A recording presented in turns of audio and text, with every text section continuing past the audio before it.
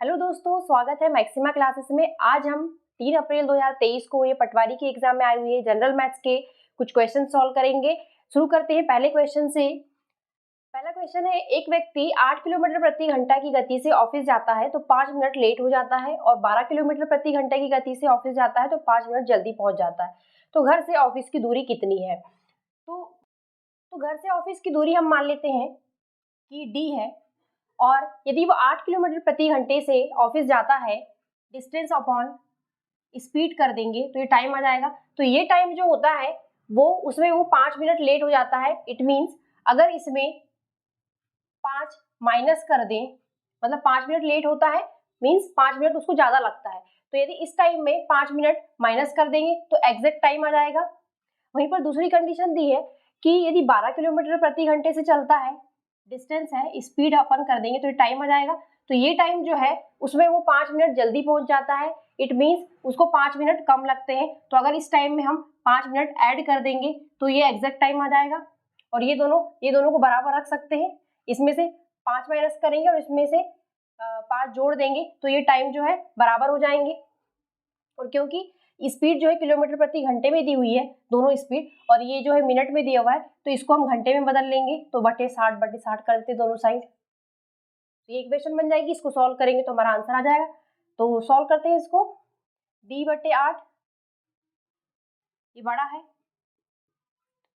इसको इस तरफ ले आते हैं d/12 को, और ये इस तरफ जाएगा तो ये हो जाएगा 2 × 5/60 हो जाएगा। इसको सॉल्व करते हैं। इसका एलसीएम कितना होगा? 8 दिया 24, 3d माइनस 2d, और इधर करते हैं तो 5 दूनी 10, और ये हो जाएगा 1/6 हो गया। ये इसको सॉल्व करते हैं तो ये हो जाएगा d/24 1/6। तो d की वैल्यू कितनी आ जाएगी? 4। और ये 4 क्या है? किलोमीटर में, क्योंकि सारी वैल्यूज यहाँ पर किलोमीटर पर आवर में है। तो अपना आंसर क्या हो जाएगा? ऑफिस से घर की दूरी कितनी है? 4 किलोमीटर। इसी टाइप के क्वेश्चन के लिए एक फॉर्मूला भी है कि अगर कोई व्यक्ति p घंटा लेट हो जाता है u स्पीड से चलने पे, और q घंटा जल्दी पहुंचता है v स्पीड पे चलने पे, तो इस मतलब क्या हुआ कि v ज्यादा है, v स्पीड ज्यादा है। तो इस टाइप के क्वेश्चन के लिए क्या होता है? एक फॉर्मूला होता है, इसमें डिस्टेंस निकालने के लिए ये फॉर्मूला होता है uv माइनस v ज्यादा है तो v minus u p plus q। u speed से चलेगा तो p घंटा लेट हो जाएगा, v स्पीड से चलेगा तो q घंटा जल्दी पहुंचेगा, और ये दोनों स्पीड का multiply upon v minus u। तो यदि इस फॉर्मूले से भी करेंगे इस क्वेश्चन को तो ये भी तब भी सॉल्व हो जाएगा। ये यहाँ पर u क्या है? v ज्यादा स्पीड कौन सी है? 12 है, तो 12 × 8/12 माइनस 8 p प्लस q। पहले 5 मिनट लेट पहुंचता है और दूसरा 5 मिनट जल्दी पहुंचता है, तो ये 5 प्लस 5, और क्योंकि ये उसमें है तो इसको 10/60 हो जाएगा। ये इसको भी सॉल्व करेंगे तो आ जाएगा 12 में से 8 गए 4, ये हो जाएगा 4, और इससे कैंसिल हो जाएगा 4 × 12, ये 3 8 24 हो गया, और इसको सॉल्व करेंगे तो 10/6 मतलब 1/6, तो ये 6, तो ये इसमें भी 4 किलोमीटर आंसर आ रहा है। तो ये भी इस फॉर्मूले से भी कर सकते हैं। यदि फॉर्मूला याद नहीं है तो ये अपना कॉन्सेप्ट तो है ही, इससे 4 किलोमीटर आंसर हो जाएगा। नेक्स्ट क्वेश्चन है, गलती से क्रय मूल्य पर 10% अधिक मूल्य अंकित किया गया और उस पर 40% की छूट दी गई, जबकि क्रय मूल्य पर 40% अधिक मूल्य अंकित करना था एवं अंकित मूल्य पर 10% की छूट देनी थी। तो पहले हुई हानि बाद के लाभ से 240 रुपए अधिक है, तो क्रय मूल्य क्या है?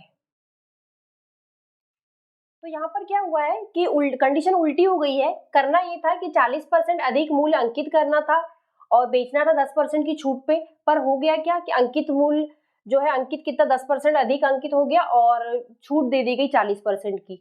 तो पहली कंडीशन लेते हैं, हम क्रय मूल्य को मान लेते हैं, क्रय मूल्य जो है वो x है मान लेते हैं। पहली कंडीशन दी है क्रय मूल्य पर 10% अधिक अंकित किया गया, तो अंकित मूल्य क्या हो जाएगा? अंकित मूल्य क्रय मूल्य को 10% बढ़ाकर अंकित किया गया है, तो क्रय मूल्य को 10% बढ़ाएंगे तो ये क्या हो जाएगा? 1.1x हो जाएगा। किसी नंबर को 10% बढ़ाते हैं तो उसमें 1.1 का मल्टीप्लाई हो जाता है। वहीं पर दिया है कि 40% की छूट देकर उसको बेचा गया, तो विक्रय मूल्य क्या है? 40% की छूट मतलब अंकित मूल्य को 40% घटाया गया है, तो अंकित मूल्य क्या है? ये है। इसको 40% घटाएंगे तो किसी नंबर को यदि 40% घटाते हैं तो इस टाइप से होता है वो। 1 माइनस 0.4 तो ये हो जाएगा 0.6। किसी नंबर को 40% से माइनस करते हैं तो वो नंबर में 0.6 का मल्टीप्लाई हो जाता है। और विक्रय मूल्य क्या है, 40% कम है किसका, अंकित मूल्य का। तो ये हो जाएगा 0.6 इंटू अंकित मूल्य, और अंकित मूल्य क्या है, अंकित मूल्य 1.1x है। तो क्रय मूल्य कितना हो गया, 11×66 और 2 पॉइंट के बाद लगा है तो ये पॉइंट यहाँ लग जाएगा, ये हो गया। तो विक्रय मूल्य आ गया, क्रय मूल्य है अपने पास, तो यहाँ से हानि निकल के आ जाएगी क्योंकि यहाँ पर विक्रय मूल्य छोटा है। तो 0.66 है, x माइनस 0.66 करेंगे तो अपन 100 में से 66 घटाओगे कितना होता है, 34 आता है। तो ये हो जाएगा 0.34x हो जाएगा। तो ये हानि निकल के आ गई यहाँ से। दूसरी कंडीशन दी है, यहाँ करते हैं दूसरी कंडीशन। दूसरी कंडीशन में अंकित मूल्य मार्केट प्राइस कितना अंकित किया गया है, 40% अधिक मीन्स 1.4x, और 10% की छूट पर बेचा गया है तो छूट अंकित मूल्य पे दी जाती है। तो 10% की छूट मीन्स अंकित मूल्य को 10% घटाया गया है तो 10% घटाएंगे तो ये हो जाएगा, ये 10 हो जाएगा, ये 0.1 हो जाएगा और ये हो जाएगा 0.9। तो ये हो जाएगा 0.9 टाइम्स किसका, अंकित मूल्य का।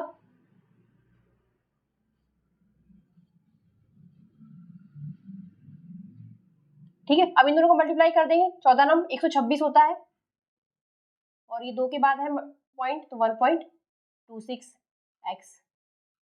विक्रय मूल्य आ गया, क्रय मूल्य x एज्यूम किया है हमने, तो यहाँ पर लाभ हो रहा है तो लाभ कितना है, यहाँ पे 1.26 में से 1 माइनस करेंगे तो ये हो जाएगा 0.26x। यहाँ का लाभ आ गया, यहाँ का हानि आ गया। क्वेश्चन में पूछा है तो पहले हुई हानि बाद के लाभ से 240 रुपए अधिक है। ये वाली हानि जो है 0.346 लिखा हुआ पहले से 34x, ये ज्यादा है, इससे कितना ज्यादा है, इसमें से इसको माइनस करेंगे तो ये कितना है, बोल रहा है कि 240 है। इन दोनों का डिफरेंस 240 है तो इसको सॉल्व कर लेते हैं। ये 34 है, ये 26 है तो ये दोनों पे 8 का डिफरेंस है मीन्स इसको 0.08x लिख सकते हैं। तो ये हो जाएगा x और 240, ऊपर 100 चला जाएगा और नीचे हो जाएगा अपना 8। ये है 8 या 24, तो कितना आ गया 3000। तो x की वैल्यू कितनी आ गई 3000 और x क्या था अपना, CP था, क्रय मूल्य था, वो क्रय मूल्य पूछा है तो क्रय मूल्य कितना आ गया अपना 3000, यही आंसर है। नेक्स्ट क्वेश्चन है, x की कुछ वैल्यू दी है और 3 + x और 3 - x का मान निकालना है। तो ये थोड़ा कॉम्प्लिकेटेड लग रहा है, तो कुछ समझ में नहीं आ रहा है हमें पता है अंडर रूट है तो इसको स्क्वायर तो करना ही पड़ेगा। सबसे पहले स्क्वायर कर देते हैं, इसका x स्क्वायर निकाल लेते हैं। तो ये हो जाएगा, ये a है और ये है b, तो a - b का होल स्क्वायर क्या होता है, a square + b square - 2ab होता है। तो यहाँ पर वैल्यू पुट कर देते हैं इसकी, इसका स्क्वायर करेंगे तो ये इतना ही हो जाएगा, ये हो गया a का स्क्वायर हो गया, प्लस b का स्क्वायर करेंगे तो ये हो जाएगा 2 माइनस √7/2 हो जाएगा, माइनस 2ab, तो 2ab अंडर रूट है, ये 2 आ ही गया, ab है तो अंडर रूट दोनों में है तो ये अंडर रूट ऐसा आ जाएगा और ये ab अंदर मल्टीप्लाई हो जाएगा तो ये हो जाएगा 2 + √7/2 माइनस इंटू 2 माइनस, ये हो गया।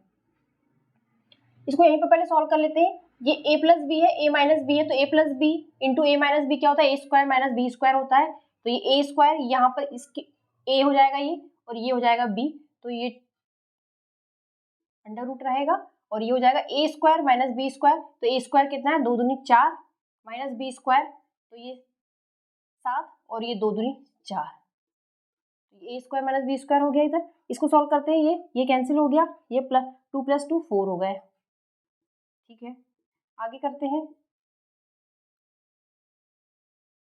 यहाँ पर ये 4 को 16 माइनस 7/4, इसको और सॉल्व करते हैं तो ये हो जाएगा अपना 16 में 7 × 9, 9/4 अंडर रूट हो गया। इसको और सॉल्व करेंगे तो जाएगा 3/2, तो इस पूरे की वैल्यू 3/2 आ गई है, तो ये हो जाएगा 4 - 2, इसकी वैल्यू आ गई 3/2, 2 से 2 कैंसिल हुआ, 4 में से 3 गए 1, तो x की वैल्यू कितनी आ गई 1 आ गई। सिंप्लीफाई हो गया ये। अब इसको वैल्यू को पुट कर देते हैं इसमें, तो 3 प्लस एक्स की वैल्यू 1 माइनस 1, तो 4/2, तो ये 2, तो आंसर क्या हो गया 2 है, इसका मान क्या हो जाएगा 2। नेक्स्ट क्वेश्चन है 39.6 लीटर की समान धारिता के 3 बर्तन हैं। पहले बर्तन में दूध और पानी का अनुपात 3:1 है, दूसरे में दूध और पानी का अनुपात 2:3 है, तीसरे बर्तन में दूध और पानी का अनुपात 4:3 है। तीनों बर्तनों को एक बड़े बर्तन में उड़ेल दिया जाए तो बड़े बर्तन में पानी और दूध का अनुपात क्या होगा। तो क्वेश्चन को पहले हमेशा ध्यान से पढ़िएगा। यहाँ पर लिखा हुआ है सब में दूध और पानी का अनुपात दिया है और लास्ट में पूछा है पानी और दूध का, तो ये क्वेश्चन में पहले से ही पकड़ लेना है हमें कि पानी और दूध का अनुपात पूछा है। करते हैं, पहला बर्तन है, अब देखो इसमें अनुपात ही पूछा है तो ये लीटर, इसकी धारिता का यूज नहीं है, हमें बिना यूज के इसका आंसर आ जाएगा। पहला बर्तन है, दूसरा बर्तन है और तीसरा बर्तन है। तो पहले बर्तन में दूध और पानी का अनुपात 3:1 है, मतलब टोटल पार्ट कितने 4 पार्ट है, उसमें 3 पार्ट दूध है और 1 पार्ट है पानी। तो दूध और पानी की ओरिजिनल मात्रा निकालते हैं इसमें।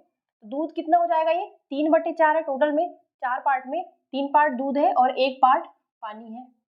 इसमें अनुपात है 2:3, टोटल 5 पार्ट है जिसमें दो पार्ट जो है दूध है और 3 पार्ट जो है वो पानी है। यहाँ पर अनुपात दिया है 4:, यहाँ पर भी दूध और पानी का ही दिया है, ये दूध है ये पानी है, तो 4 में से टोटल 7 पार्ट है इसमें, जिसमें से 4 पार्ट जो है दूध है और 3 पार्ट जो है पानी है। अब तीनों बर्तनों को एक बड़े बर्तन में उड़ेल दिया जाए और बड़े बर्तन में पानी और दूध का अनुपात है, तो ये ओरिजिनल क्वांटिटी आ गई, ये रेशियो था उनका, ये अपने ओरिजिनल क्वांटिटी निकाले एक टाइप से, ठीक है। तो ये तीनों बर्तनों को एक बर्तन में उड़ेल दिया जाए तो बर्तन में पानी और दूध का अनुपात निकालना है, तो पानी और दूध का अनुपात निकालना है। तो पानी कितना है 1/4, पूरे पानी को जोड़ देंगे, 1/4 प्लस 3/5 प्लस 3/7, ये पूरा पानी हो गया। और दूध जोड़ लेंगे 3/4 प्लस 2/5 प्लस 4/7। तो इन सब का एलसीएम निकालेंगे और इन सब का एलसीएम निकालेंगे तो ये इवेंचुअली कैंसिल हो जाएंगे।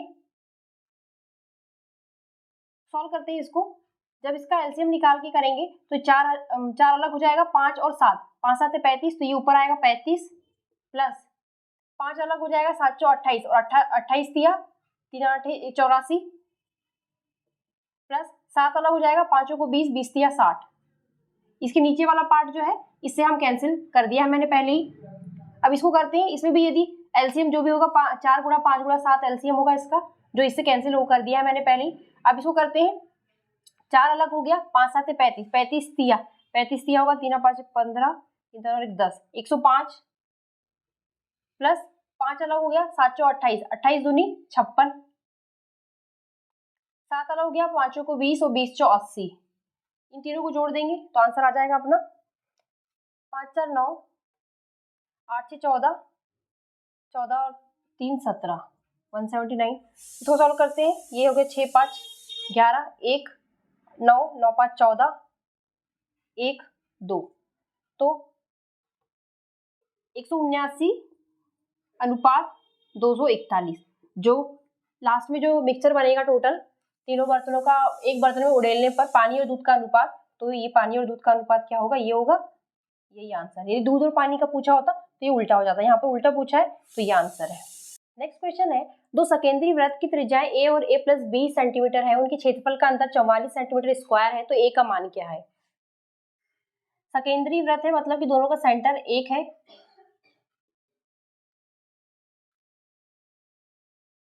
इसकी त्रिज्या है a और इसका है a + 2 है, तो ये इतना a है तो ये 2 है। अब इन दोनों की क्षेत्रफल का अंतर है, क्षेत्रफल क्या होता है इसका, सर्कल का πr² होता है। अब अंतर दिया हुआ है तो ये लिख सकते हैं, अंतर दिया हुआ मतलब ये दिया हुआ है और ये किसके 44 के बराबर है, तो पाई, और बड़ा आर क्या है a + 2 है, a + 2 का स्क्वायर माइनस छोटा आर, मतलब छोटे वाले वृत्त की त्रिज्या क्या है a है और दूसरे की बड़े वाली की a + 2 है, तो बड़े की त्रिज्या a + 2, छोटे की a है। ये पाई को इस तरफ ले जाते हैं, 22/7 है तो इसको कर देते हैं 7/22, ये हो जाएगा, तो ये 7 दूनी 14 इधर हो गया। इसको सॉल्व करते हैं, ये है a² plus B square plus 2ab 4a, अब ये माइनस a स्क्वायर है, ये कैंसिल हो गया, ये बचा 4 प्लस a, तो इसको मैं लिख देती हूँ a प्लस 1, और ये जो 4 कॉमन निकला है इसको मैं इधर ले आती हूँ, तो ये हो जाएगा 14/4, तो ये हो जाएगा 2 दूनी 4 7, और ये 1 इस तरफ जाएगा तो ये 1, ये हो जाएगा 5/2, तो a की वैल्यू कितनी आ गई 5/2 मीन्स 2.5, 2.5 क्या सेंटीमीटर, तो छोटे वाले a का मान पूछा है तो a का मान है 2.5 सेंटीमीटर, यही आंसर है। नेक्स्ट क्वेश्चन है, एक त्रिभुज ABC में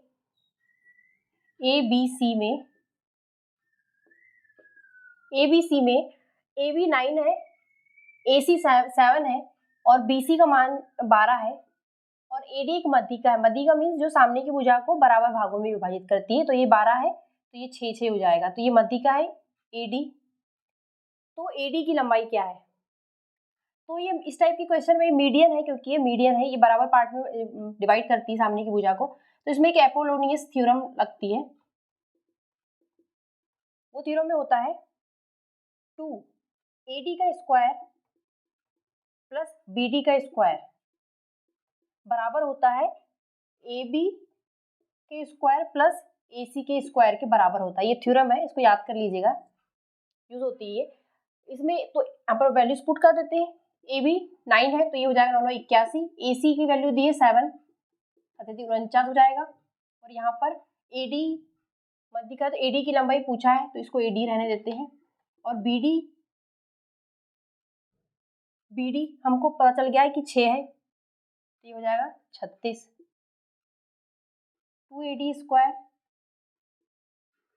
72, 2 का मल्टीप्लाई कर दिया मैंने अंदर से, ये हो जाएगा 10 और 4 12 13 हो गया, ये 2AD का स्क्वायर इसमें से 72 गया तो कितना आया 5, तो ये हो जाएगा 2 9 18, तो AD की वैल्यू कितनी आ गई, यही आंसर है, AD की वैल्यू पूछा था, यही आंसर है। नेक्स्ट क्वेश्चन है, आयत की लंबाई और चौड़ाई का अनुपात 7:3 है तथा क्षेत्रफल 1701 सेंटीमीटर स्क्वायर है एवं आयत का परिमाप एक अर्धवृत्त की परिधि के बराबर है, तो अर्धवृत्त का क्षेत्रफल क्या है। आयत की लंबाई और चौड़ाई दी है, पर अनुपात में दी हुई है 7:3, तो इसको हम मान लेते हैं 7x और 3x है, तो उसका क्षेत्रफल भी दिया हुआ है, और आयत का परिमाप क्या होता है लंबाई गुणी चौड़ाई, तो ये लंबाई है ये चौड़ाई है, मल्टीप्लाई कर देंगे तो 21x स्क्वायर हो जाएगा, और ये बराबर किसके 1701 के, तो यहाँ से x की वैल्यू आ जाएगी 1701/21, ये किससे कैंसिल कर सकते हैं, इसको 7 से करते हैं, 7 या 21, 7 दूनी 14, 30 4 28, 7 या 21, फिर ये कैंसिल हो जाएगा, 3 8 है 24 और 1, तो x की वैल्यू कितनी हो गई 9, x की वैल्यू 9 आ गई तो लंबाई चौड़ाई आ जाएगी, तो लंबाई कितनी निकल के आ गई 9 7 63 और चौड़ाई निकल के आ गई 9 27, ठीक है। अब आगे लिखा है आयत का परिमाप एक अर्धवृत्त की परिधि के बराबर है, अर्धवृत्त ऐसा होता है, ये सेंटर है और इसकी परिधि मीन्स क्या हुआ, इसकी परिधि पूरे सर्किल की, यदि कंप्लीट सर्किल है तो उसका परिधि क्या होता है 2πr होता है, तो इसकी ये वाली इतना पार्ट πr हो जाएगा हाफ, और क्योंकि इसकी परिधि में ये वाला पोर्शन भी ऐड होगा तो ये r है और ये भी r है, तो πr + 2r होगा, तो इसकी परिधि इतनी है, और ये किसके बराबर है आयत के परिमाप के बराबर है, लंबाई चौड़ाई आ गई है आयत की, आयत का परिमाप 2 गुणा लंबाई धन चौड़ाई, और ये किसके बराबर है इसके बराबर है, अर्धवृत्त की परिधि के बराबर है। तो अर्धवृत्त का क्षेत्रफल क्या है, तो पहले तो अर्धवृत्त का रेडियस नहीं दिया हुआ है तो रेडियस निकालना पड़ेगा, पहले इसको सॉल्व कर लेते हैं, ये हो जाएगा 90, यहाँ से r कॉमन ले लेते हैं, पाई की वैल्यू हम लास्ट में पुट करेंगे जब लास्ट कैलकुलेशन होगा तब, यहाँ से r की वैल्यू कितनी आ गई, ये 180 हो गया और ये पाई + 2 हो गया, तो r की वैल्यू इतनी आ गई। हमको निकालना है क्षेत्रफल किसका, अर्धवृत्त का, पूरे वृत्त का क्षेत्रफल होता है πr स्क्वायर, अर्धवृत्त का क्षेत्रफल हो जाएगा πr²/2 हो जाएगा, ये निकालना है हमको, इसमें हम वैल्यू पुट कर देते हैं r की हमने यहाँ से निकाल ली है वैल्यू, ये इसको पुट करते हैं तो ये हो जाएगा पाई × r² आर स्क्वायर ये आर है तो ये 180 दो बार पाई प्लस 2 का स्क्वायर है और ये आर की वैल्यू हमने पुट करी है अभी, अब बचा है 2, ये 2 पुट कर दिया है यहाँ पे। अब कैलकुलेशन करना है तो पाई की वैल्यू हम पुट कर देते हैं। पाई की वैल्यू होती है 22/7, इसमें प्लस 2 है, 7 दूनी 14 और ये हो जाएगा 36, 36/7। पाई प्लस 2 की वैल्यू 36/7 है, इसको पुट कर देते हैं। इसको सॉल्व करते हैं, पाई की वैल्यू ये रख दी हमने 22/7, इसको मैं यहाँ से कैंसिल कर देती हूँ। ये 90 गुणा 180, नीचे है ये पाई प्लस 2 की वैल्यू 36/7 है और इसका स्क्वायर है तो ये 36 7 36 7 दो बार लिखा है क्योंकि स्क्वायर है। अब इसको हम सॉल्व कर लेते हैं, इसको हम कैंसिल करते हैं यहाँ से, चौक 36, ये हो जाएगा 18 दूनी 36, ये हो गया, 7 से 7 कैंसिल हो गया, फिर ये बच रहा है 2 से ये 11 बार कैंसिल हो गया और ये बच रहा है 2 दूनी 4, ये 5 और ये 1 2 इससे कैंसिल हो गया, ये 5। तो ये अब कितना आ रहा है, ये 11 गुणा 5 गुणा 5 गुणा 7, तो ये 11 5 55 और 55 गुणा 35 आ गया। इसको सॉल्व कर लेते हैं तो 55 में 35 का गुणा करेंगे 2 27 15 1 3 5 15 और 1 16 5 1 9 19 25। तो ये क्या निकालना था हमको, अर्धवृत्त का क्षेत्रफल निकालना था, तो 1925 सेंटीमीटर स्क्वायर अर्धवृत्त का क्षेत्रफल आ गया, यही आंसर है। नेक्स्ट क्वेश्चन है, कोई राशि चक्रवृद्धि ब्याज पर 10 वर्ष में दोगुनी हो जाती है तो 16 गुनी कितने समय में होगी। कोई राशि मान लेती हूँ कि P है, कह रहा है कि 10 वर्ष में दोगुनी हो जाती है और हमें चक्रवृद्धि ब्याज का अमाउंट का फॉर्मूला पता है। अमाउंट का फॉर्मूला क्या होता है, 1 + R/100 और ये जो होता है ये वर्ष कितने टाइम पे। तो यहाँ पर लिखा है कि 10 वर्ष में दोगुनी हो जाती है, मीन्स अमाउंट हो जाता है 2P, यदि P अमाउंट है तो 2P हो जाता है और ये 1 + R/100 है और दोनों ही कंडीशन में 1 + R/100 सेम रहेगा, तो इसको मैं मान लेती हूँ कि A है। तो इसको मैं ऐसा लिख सकती हूँ कि P × A⁴n, क्योंकि दूसरी कंडीशन में 16 गुनी होने के लिए भी रेट वही रहेगा, बस टाइम पूछा है कि टाइम क्या लगेगा उसको। तो ये पूरे की वैल्यू A पुट कर दिया है, दोनों ही कंडीशन में ये A ही रहेगा, इसको कर दिया, ये P से P कैंसिल, तो पहली कंडीशन के लिए ये आया इक्वेशन हमारी। अब पूछ रहा है 16 गुनी होने के लिए, तो 16 गुनी तो 16P, तो ये 2 होने के लिए एंड हमने 10 वर्ष दिया हुआ है क्वेश्चन में, तो यहाँ एन भी पुट कर देते हैं। तो दुगनी होने के लिए 10 वर्ष लगे, तो 16 गुनी होने के लिए तो इसको 16 रखेंगे, 16 गुनी होने के लिए कितना टाइम लगेगा, तो ये हम एन मान लेते हैं, एन पूछा है क्वेश्चन में। 16 को हम लिख सकते हैं 2⁴ लिख सकते हैं 16 को, और यहाँ से 2 की वैल्यू A⁴10 है, तो यदि इसको मैं 4 कर दूं तो ये भी A⁴40 हो जाएगा, तो यहाँ से इसकी वैल्यू पुट कर देती हूँ, तो ये हो जाएगा A⁴40 बराबर n। तो कंपेयर करते हैं तो n की वैल्यू कितनी आ गई, 40, मतलब कि 40 वर्ष में वो राशि 16 गुनी होगी, यही आंसर है। 60 पेन बेचने पर 15 पेन के विक्रय मूल्य के बराबर लाभ होता है, यदि 36 रुपए में 20 पेन खरीदे तो एक पेन का विक्रय मूल्य क्या है। मैं मान लेती हूँ कि एक पेन का क्रय मूल्य जो है CP है, एक पेन का क्रय मूल्य CP मान लेते हैं और विक्रय मूल्य मान लेते हैं SP है, ठीक है। एक पेन का विक्रय मूल्य SP मान लिया और क्रय मूल्य जो है वो CP मान लिया मैंने। लिखा है 60 पेन बेचने पर 15 पेन के विक्रय मूल्य के बराबर लाभ होता है। 60 पेन बेचेंगे तो 60 पेन का विक्रय मूल्य क्या हो जाएगा, 60 SP हो जाएगा, एक का 1 SP है। वहीं पर 60 पेन का क्रय मूल्य क्या हो जाएगा, 60 CP, और इसको बेचने पर कितना लाभ हो रहा है, 15 पेन के विक्रय मूल्य के बराबर लाभ हो रहा है। इसका मतलब 60 माइनस विक्रय मूल्य माइनस क्रय मूल्य बराबर लाभ। लाभ कितना है, कह रहा है 15 पेन के विक्रय मूल्य के बराबर, तो 15 SP के बराबर है, कह रहा है क्वेश्चन में। यह इसको सॉल्व करते हैं, 15 SP को इस तरफ लेके आते हैं तो ये हो जाएगा 45 SP और ये हो जाएगा, ये इस तरफ जाएगा तो 60 CP हो जाएगा, ये 60 CP। तो SP की वैल्यू कितनी आ जाएगी, 15 चौक 60, 15 तिया 45, 4/3 CP आ गया ये। अब आगे कह रहा है क्वेश्चन में कि 36 रुपए में 20 पेन खरीदे गए, 36 रुपए में 20 पेन खरीदे गए, तो एक पेन का क्रय मूल्य क्या है, सीपी है, तो 20 पेन का क्रय मूल्य क्या हो जाएगा, 20 पेन का क्रय मूल्य 20 सीपी हो जाएगा। और ये किसके बराबर दिया हुआ है, 36 रुपए के बराबर दिया हुआ है। तो एक पेन का विक्रय मूल्य निकालना है।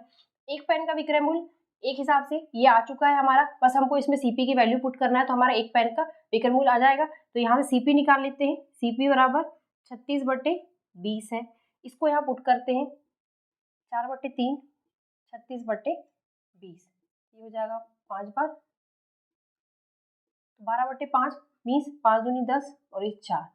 तो ये एसपी एक, और एसपी हमने क्या एज्यूम किया था, एक पेन का विक्रय मूल्य एज्यूम किया था, तो एसपी की वैल्यू आ गई, एक पेन का विक्रय मूल्य कितना हो जाएगा, 2.4 रुपए। यही आंसर है।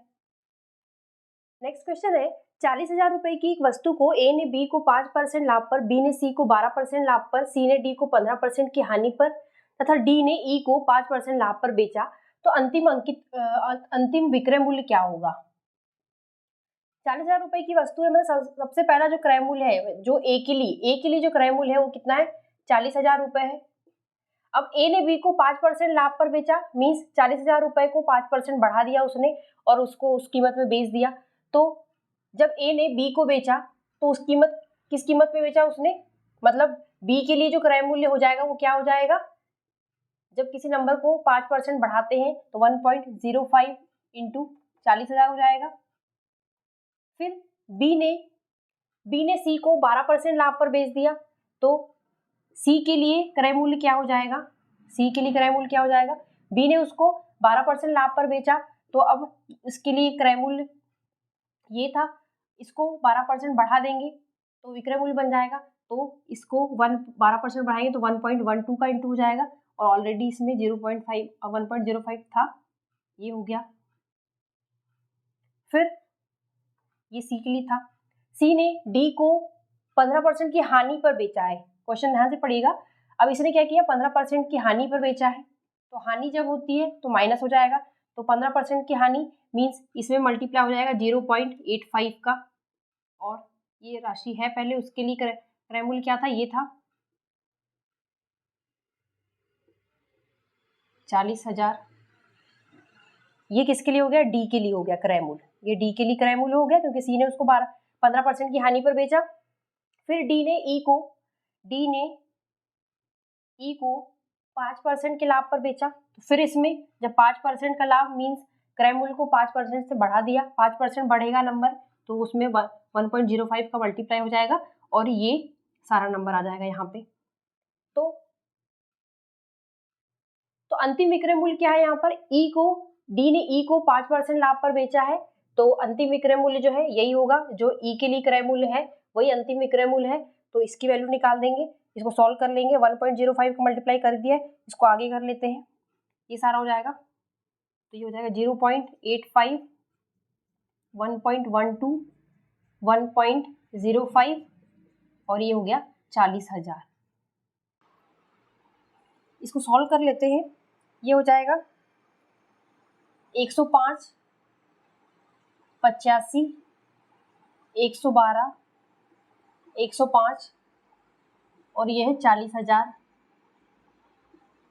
इन सब के जीरो नीचे आए, 1 2 3 4 5 6 7 8 जीरो आ रहे हैं, उसमें से 4 तो यहाँ से कैंसिल हो जाएंगे, बचेंगे 4 जीरो। ठीक है, अब इसको सॉल्व करते हैं, इसको यहाँ से काट देते हैं, 4 25 बार, ये हो जाएगा, ये 5 दूनी 10, फिर 5 से इसको कैंसिल कर लेते हैं,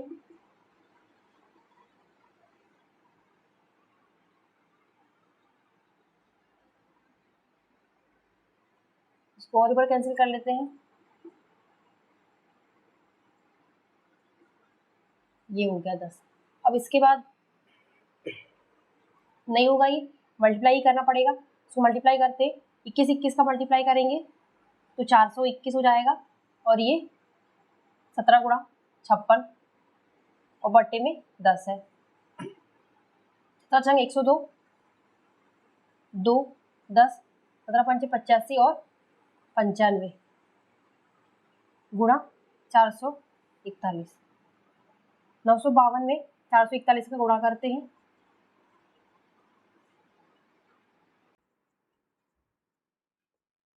4 दूनी 8, 20, 2, 4 9 36 और 2 38, ये भी उतनी बार ही जाएगा। 2, 8 और 5 13, 1 10 18, 1 9 8 11 और 1 1 4, और ये नीचे 10 है तो ये पॉइंट, तो ये आंसर हो जाएगा। ये किसकी वैल्यू निकालना था हमको, अंतिम विक्रय मूल्य निकालना था, तो अंतिम विक्रय मूल्य हो जाएगा 41,983.2 रुपए। यही आंसर है। नेक्स्ट क्वेश्चन है, एक घोड़ा और एक गाय को प्रत्येक को 1 लाख रुपए में बेचा जाना है। यदि घोड़े पर 20% की हानि है और गाय पर 20% का लाभ है तो पूरे लेन देन में लाभ या हानि क्या है। इस टाइप की क्वेश्चन में जहां पर दो वस्तुओं को समान विक्रय मूल्य पे बेचा जा रहा है और दोनों में एक में लाभ और एक में हानि हो रहा है और उसकी वैल्यू यदि बराबर है तो उस कंडीशन में हमेशा हानि होती है, और उसके लिए एक फॉर्मूला है कि उसका हानि का परसेंट जो होता है वो x² / 100 होता है, जहां पर x जो होता है वो हानि और दूसरी वस्तु में हानि और पहली में लाभ की जो वैल्यू दी होती है उसके बराबर होता है ये x। तो इस कंडीशन के लिए यहाँ पर x जो है वो 20 है, तो इसके लिए सिंपल फॉर्मूला है x। तो यहाँ पर जो हानि परसेंट होगा, हानि परसेंट है, हानि परसेंट जो होगा वो x² / 100 होगा। पर क्वेश्चन में पूरे लेन देन में लाभ या हानि पूछा है, लाभ या हानि परसेंट नहीं पूछा है, तो यहाँ ध्यान देना होगा हमें। तो इस कंडीशन यहाँ पर देखते हैं तो यहाँ पर भी वही कंडीशन है कि यहाँ पर विक्रय मूल्य बराबर है और एक घोड़े पर हानि हो रही है, गाय पर लाभ हो रहा है और दोनों की वैल्यू बराबर है। x की वैल्यू 20 है तो यहाँ पर पूरे लेन देन में इसको हानि ही होगी और हानि परसेंट क्या होगा, x² / 100 होगा। x की वैल्यू क्या है, 20 है, तो 20² / 100, तो ये हो जाएगा 400/100।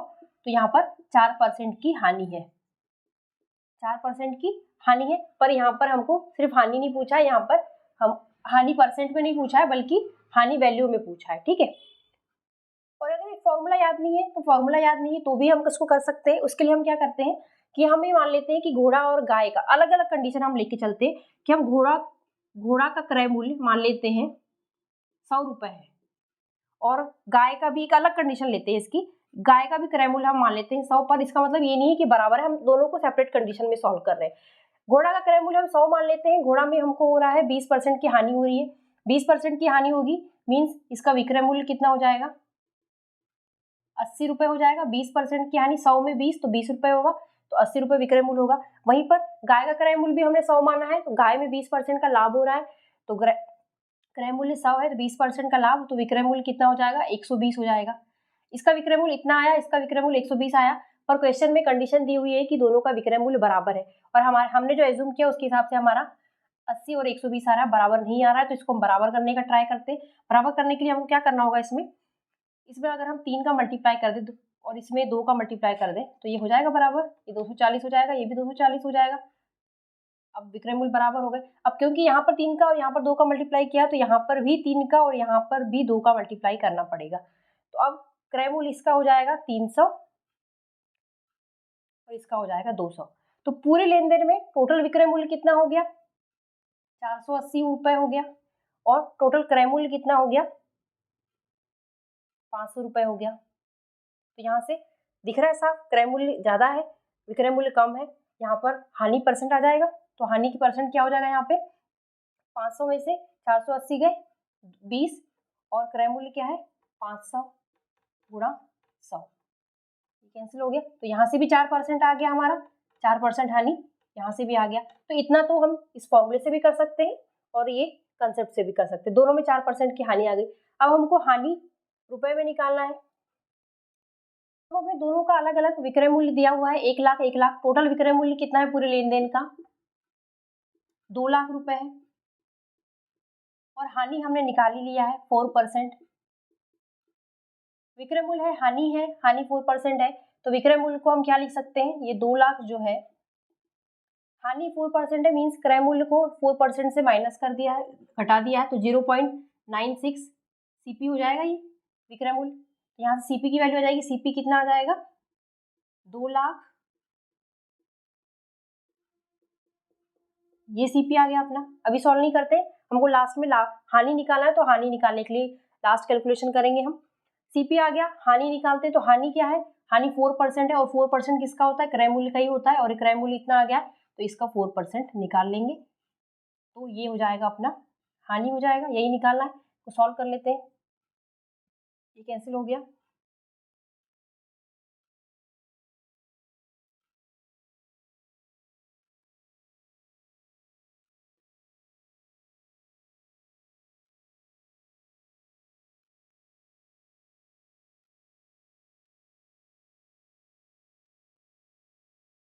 इसको 2 से मैंने कैंसिल किया है। इसको एक बार और कर लेते हैं। 25,000।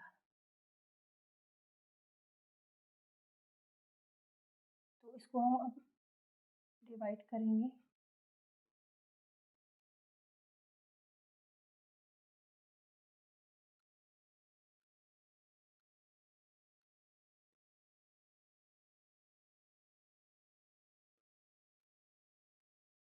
पॉइंट हो जाएगा ये।